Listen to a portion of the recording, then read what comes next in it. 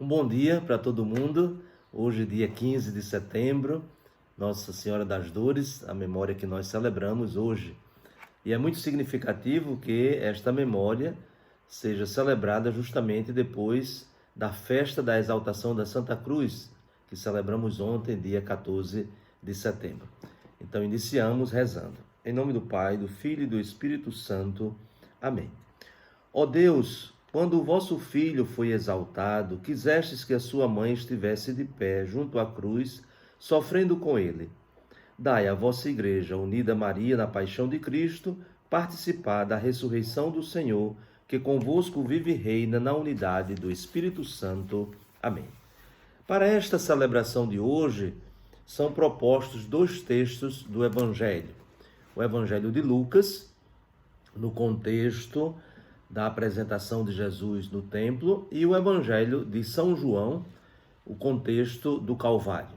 Então nós optamos para a nossa reflexão o Evangelho de Lucas, que se encontra no capítulo 2, do versículo 33 ao 35. Então, como acabamos de dizer, o contexto é a apresentação de Jesus no templo.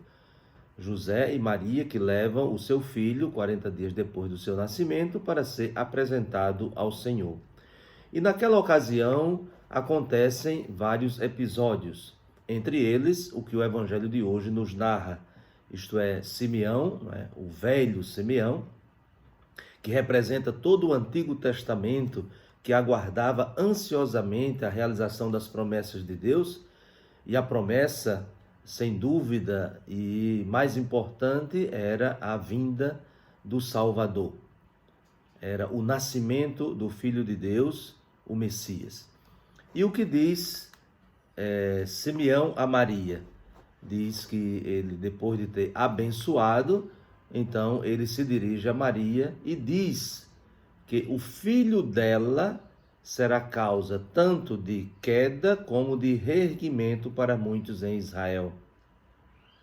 Ele será um sinal de contradição. E nós poderíamos já pensar que este sinal de contradição, ele é bem representado na cruz. Por quê? Porque a cruz, que para muitos é sinal de condenação, de morte, de suplício, se tornou o sinal de vitória, se tornou sinal de vida. Por isso que se fala de uma contradição. Mas, na verdade, é uma contradição aos olhos humanos, mas uma coerência aos olhos de Deus e aos olhos daqueles que têm fé. E aí, o que é que diz Simeão ainda a Maria?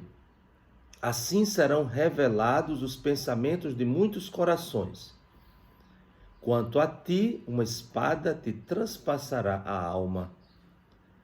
Então, nós não podemos pensar que esse título dado a Nossa Senhora das Dores, é simplesmente por causa daquele momento em que, aos pés da cruz, ela estava presente vendo o seu filho sofrer.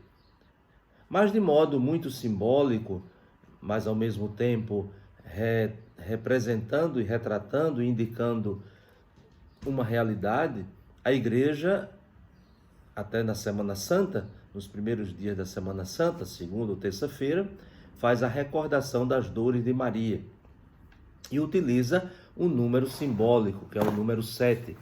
Então, as 7 dores de Maria, até mesmo a imagem de Nossa Senhora das Dores, ela é representada com o seu coração transpassado por 7 espadas, 7 lanças. E a primeira dor é justamente a que nós ouvimos no Evangelho de hoje, a profecia do velho Simeão. Uma espada te transpassará a alma. Então, imaginem Maria escutar estas palavras naquele momento em que tudo era alegria, o seu filho nasceu. Então, ter Jesus nos seus braços era grande alegria. O próprio Simeão, um pouco antes, quando tomou Jesus nos braços, disse isso, Agora, Senhor, poder deixar vosso servo em paz, porque os meus olhos viram a vossa salvação. Então, podemos assim dizer, o contexto é de muita alegria.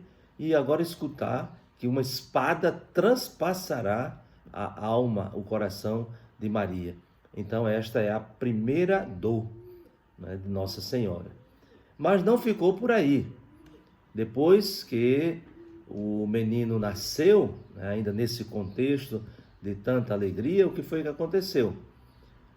Herodes, então, está perseguindo o menino Jesus e naturalmente a sua família. E aí vem a necessidade de fugir. Então, deixar a sua pátria, deixar o seu lugar, deixar os seus parentes para fugir para o Egito. Então, esta é a segunda dor, né, que este coração imaculado de Maria passa e sofre. Depois, quando Jesus, aos 12 anos, vai para o templo, né, como era o costume, vai para o templo, para a festa da Páscoa, então fica ali, né, por 3 dias, Maria e José procurando o menino Jesus. Então esta é a terceira dor. A terceira dor que fere o coração de Maria é perder o seu filho. Imagine uma mãe, quanta aflição não toma o seu coração quando procura o seu filho e não encontra. Mesmo que Jesus não estivesse perdido, né, no sentido próprio da palavra, mas pelo contrário, Jesus estava ali na sua missão, né, já como uma profecia, discutindo com os doutores sobre as Escrituras. Isso é o início do Evangelho de São Lucas, e nós vamos encontrar no final do Evangelho de São Lucas, Jesus também discutindo com os discípulos sobre as Escrituras. Então, esta é a terceira dor que fere o coração de Maria. A quarta dor é ver o seu filho carregando a cruz. Então vejam que a cada passo a dor se torna ainda mais dilacerante. Então, Maria, que vê Jesus carregando a cruz depois de ser condenado injustamente, agora se dirige para o Calvário. E os próprios evangelhos relatam, né, que algumas mulheres seguiam Jesus nesse caminho para o Calvário. E entre elas estava, sem dúvida, a sua mãe, como o próprio evangelho vai nos dizer quando relata o grupo, né, de mulheres que estavam ali ao pé da cruz, vendo, né, testemunhando o sofrimento de Jesus. Então, essa dor de ver o seu filho se encaminhar para a morte. A quinta dor, ainda nesse crescendo, né, é a própria crucifixão. Então, Jesus não apenas levando a cruz naquele sofrimento, mas sendo pregado de forma terrível.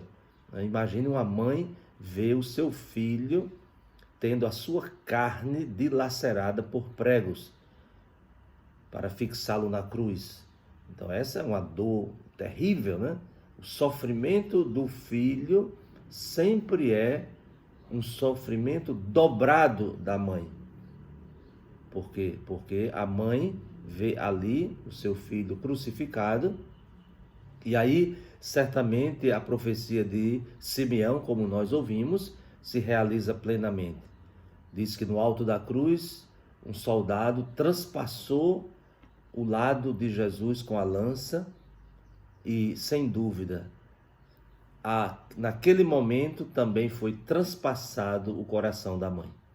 Então, esta quinta dor de Maria, a crucifixão do seu filho. Depois, a sexta dor é quando o seu filho é depositado no seu colo. Né? É muito retratado pela arte, né? A famosa Pietà, né? Nossa Senhora da Piedade, é justamente quando Maria recebe nos seus braços o seu filho morto. Quanta dor dilacerante este coração de mãe não sentiu, não passou, ter nos seus braços aquele que ela recebeu com vida no nascimento, agora ter o seu filho morto nos seus braços. E por fim, a sétima dor é quando o seu filho é depositado no sepulcro. Todos nós sabemos pela própria experiência, né, no sepultamento, no enterro, quando desce, né, o caixão, quando é depositado, né, o corpo na terra, Aquilo ali é um momento terrível também, de uma dor muito grande, é como se fosse uma separação. Ali se sela uma separação definitiva. Então, também para Maria, aquele momento, quando o seu filho foi depositado no sepulcro, para ela foi uma dor terrível, uma dor dilacerante. Porém, Maria é aquela que está de pé, não é a desesperada, não é aquela que caiu, né, num vazio diante da dor. Mas por que ela não caiu no vazio? Porque mais do que dor, ela tem amor. E ela ama mesmo no sofrimento. Então, uma das grandes provas desse amor de Maria para com o seu filho foi a sua fidelidade. Acompanhar Jesus desde o nascimento, né, desde os primeiros anos da sua vida, na educação, em tudo aquilo, né, que nós chamamos a vida oculta de Jesus antes do seu ministério. Então tudo isso foi muita convivência, né? Foi estar com a mãe permanentemente, né? Tanto que isso reflete no ensinamento de Jesus, esse tempo de maior intimidade, de maior proximidade com a sua mãe, que, como dizíamos, reflete até nos seus ensinamentos. Então existem passagens tão bonitas que a gente pode ver a mãe de Jesus fazendo aquilo que ele está dizendo no Evangelho. Por exemplo, quando Jesus fala da luz, para falar da missão do cristão, ninguém acende uma lâmpada para colocá-la debaixo de uma vasilha, mas para colocá-la num lugar alto, para que ilumine todo o ambiente. Quando foi que Jesus viu isso pela primeira vez? Viu Maria, né? A mulher tinha essa missão, era uma ação ritual. A cada final de dia, ao entardecer, até uma oração acompanhava esse gesto da mulher de acender as lâmpadas, de preparar as lâmpadas e colocá-las em lugares altos na casa para iluminar. Então isso não era só funcional, isso também era oracional. Então vejam, Jesus vê Maria fazendo isso e pega este exemplo para transformá-lo em evangelho, né, em boa notícia. Depois, a própria parábola do fermento, da massa que mistura e deixa tudo levedado, para falar do reino dos céus. De onde foi que ele tirou esse exemplo? Senão, ali da cozinha de Nazaré, vendo a sua mãe também preparar o pão, preparar o alimento. O sal, se o sal perde o sabor, para que serve? Senão para jogar fora.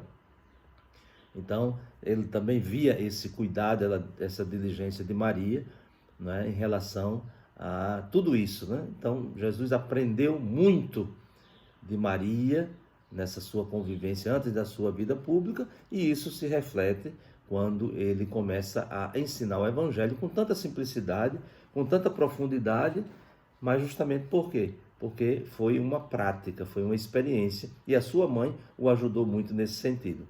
Então, se Maria esteve presente com Jesus em toda a sua vida, ela é a mãe de Jesus, né? Desde o seu nascimento até a eternidade.